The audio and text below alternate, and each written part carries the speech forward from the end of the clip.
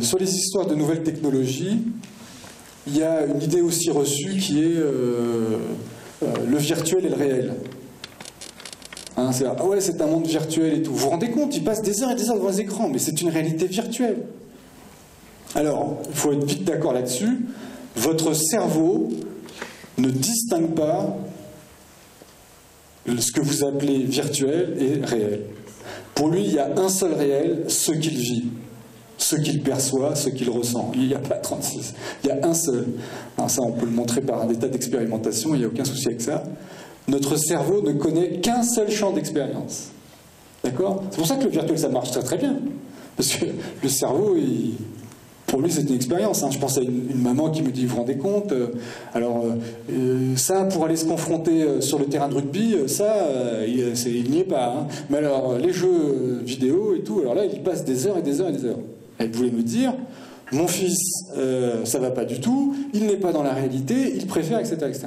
Oui, mais quand on regarde de près, ce garçon a un niveau d'estime de soi tellement faible, tellement ras des pâquerettes, il est tellement dans un sentiment d'incapacité, etc., etc., que pour l'instant, il est en train de maîtriser un certain nombre de choses sur ces jeux dits virtuels, qu'il est en train de se construire quelque chose d'une maîtrise de lui-même et de ses capacités à maîtriser le monde, qui ne peut absolument pas, avec l'estime de soi qu'il a, aller se confronter ailleurs pour l'instant. Alors qu'est-ce qu'on fait ?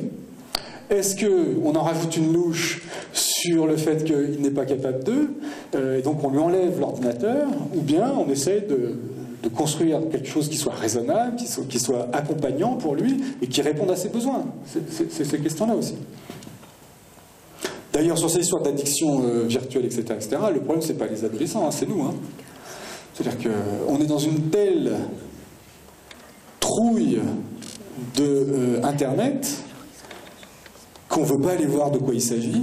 Comme on ne veut pas aller voir de quoi il s'agit, on ne mesure pas à la fois l'intérêt et les dangers, parce que des dangers, il y en a évidemment, et que en ce moment, c'est plutôt les jeunes eux-mêmes qui s'autorégulent par rapport à ça. Hein.